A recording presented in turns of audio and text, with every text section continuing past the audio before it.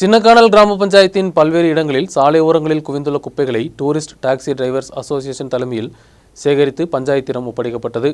சேகரித்த குப்பைகள் ஓட்டுநர்கள் பஞ்சாயத்தில் கொண்டு வந்து ஒப்படைத்தனர்.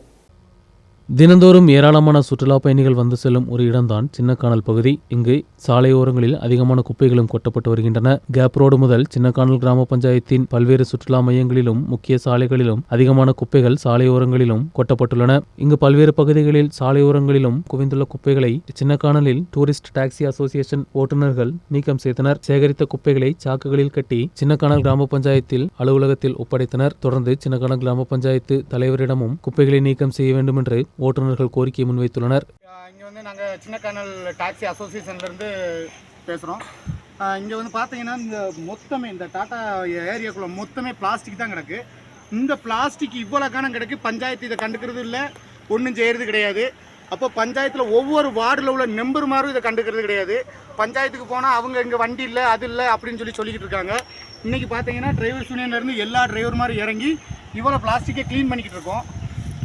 க்ளீன் பண்ணிக்கிட்டு இருந்தாலுமே இப்போ வர பஞ்சாயத்துக்கு நாங்கள் கூப்பிட்டுன்னு சொல்லியிருந்தோம், வண்டி ஒன்று கொடுங்க, நாங்கள் டிரைவர் மாதிரி எல்லாம் பார்த்துக்கிறோன்னு சொல்லி. இதுவரை அதுக்கு அவங்க ஒரு நடவடிக்கை எடுத்ததும் இல்லை, எடுக்க போகிறதும் அவங்க கிடையாது. ஏன்னா அவங்கவுங்க காரியத்தை பார்த்துக்கிட்டு இருக்காங்க. இவ்வளோ பிளாஸ்டிக் இருந்துச்சுன்னா நம்ம சின்னக்கானல் மேகலை டூரிஸ்ட் மேகலை எங்கே நல்லாகும். யாருமே ஒரு இது இல்லாமல் ரெஸ்பான்ஸ் இல்லாமல் இருக்காங்க.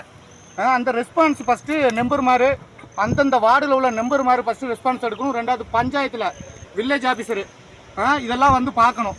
அந்த கடையில் உள்ள வேஸ்ட்டு, இந்த கடையில் உள்ள வேஸ்ட்டு எல்லாம் நிறைய அங்கங்கே எல்லாம் போட்டு போயிடுறாங்க. அதே மாதிரி ஒரு ஃபங்க்ஷன் வச்சாலும் அந்த வேஸ்ட்டை வந்து ரோட்டில் தட்டிட்டு போயிருக்காங்க. அது வந்து இந்த பஞ்சாயத்து யாரும் பார்க்க மாட்டேங்குது.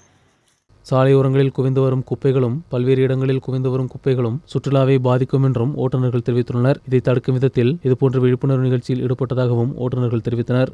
News bureau, Munnar.